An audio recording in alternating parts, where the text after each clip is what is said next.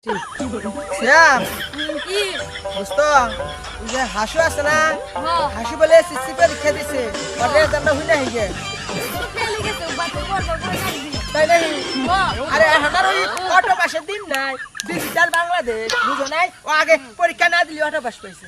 আগে হই না হিগে হ্যাঁ হাসি মিয়া না হ্যাঁ আর দোস্ত মন খারাপ কে